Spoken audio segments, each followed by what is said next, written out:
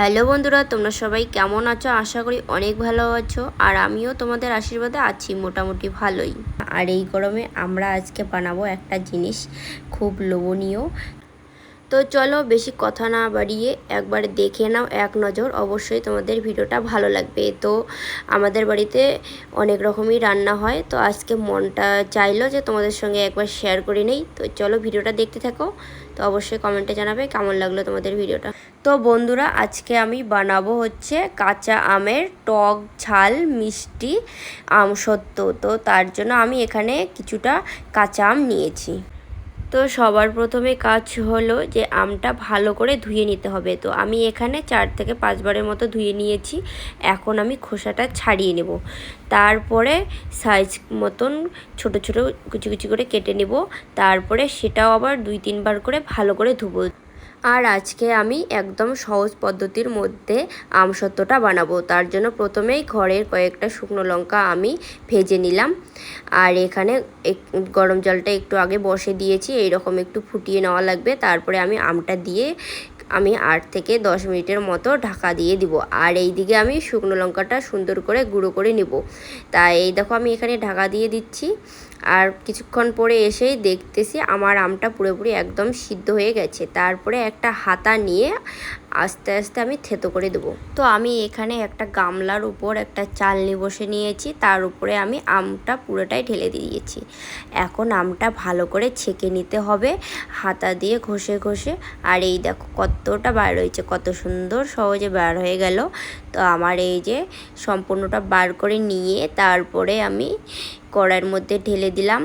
তারপরে এখানে কিছুক্ষণ জাল দেওয়ার পরে তারপরে আমি এখানে পরিমাণ মতো চিনি দিয়ে দিলাম।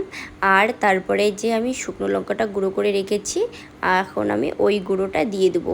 তারপরে কিছুটা আমি বিট লবণ অ্যাড করে দেবো।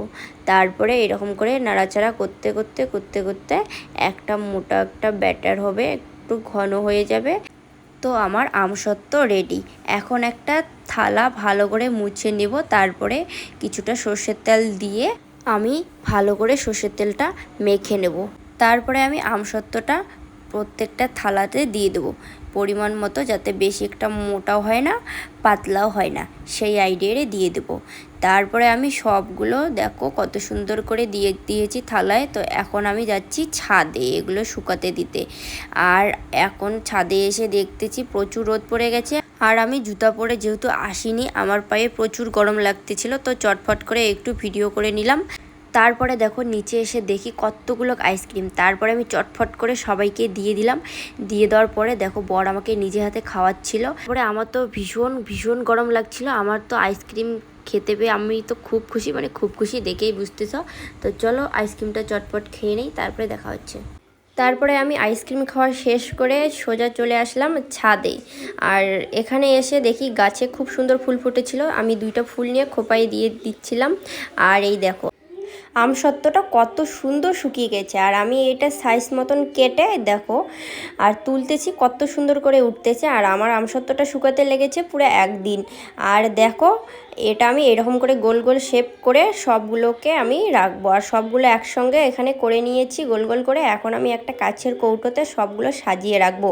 আর এই আমসত্ত্বটা আমি ফার্স্ট টাইম ট্রাই করলাম। আর আমার এই আমসত্ত্বটার ভিডিও তোমাদের কাছে কেমন লাগলো অবশ্যই কমেন্ট করে জানাবে। আর দেখো আমার কাছে তো খুব ভালোই লাগছিল, আমসত্ত্বটা বানাতে পেরেছি। আর এখন হচ্ছে আমের সিজন। এখন যদি আমি কাঁচা আমের যদি আমসত্ত্ব না বানাই তাহলে খাবো কেমন করে টক ঝাল মিষ্টি আমসত্ত্ব।